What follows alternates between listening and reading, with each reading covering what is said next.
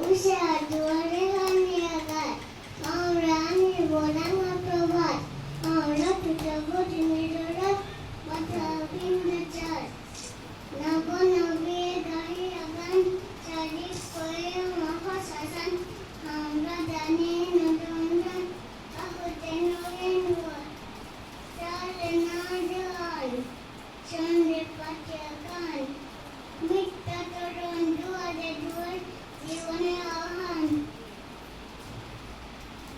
একটি মোরগের কাহিনী, কবি সুকান্ত ভট্টাচার্য।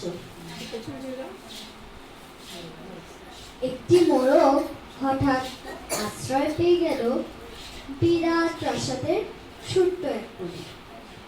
ভাঙা প্যাকিং বাক্সের কাদায় আরো 2-3টে মুরগির সঙ্গে। আশ্রয় যদিও মিলল, উপযুক্ত আহার মিলল না।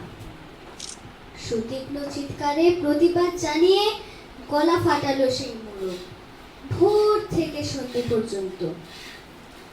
তবু সহানুভূতি জানালো না সেই বিরাট শক্ত ইমারত।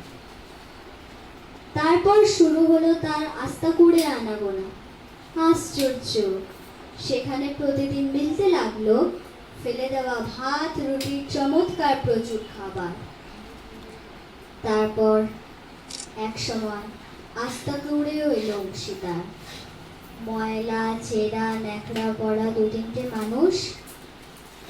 কাজেই দুর্বলতর মোরগের খাবারও গেল বন্ধ হয়ে। খাবার খাবার খানিকটা খাবার। অসহায় মোরগ খাবারের সন্ধানে বারবার চেষ্টা করলো প্রাসাদে ঢুকতে। প্রত্যেকবারই তাড়া খেলো প্রচন্ড। ছোট্ট মোরগ ঘাড় উঁচু করে স্বপ্ন দেখে প্রাসাদের ভেতর রাশি রাশি খাবার। তারপর সত্যি সে একদিন প্রাসাদে ঢুকতে পেল। একেবারে সোজা চলে এলো ধপধপে সাদা দামি কাপড়ে ঢাকা খাবার টেবিলে। অবশ্য খাবার খেতে নয়, খাবার হিসেবে। ধন্যবাদ।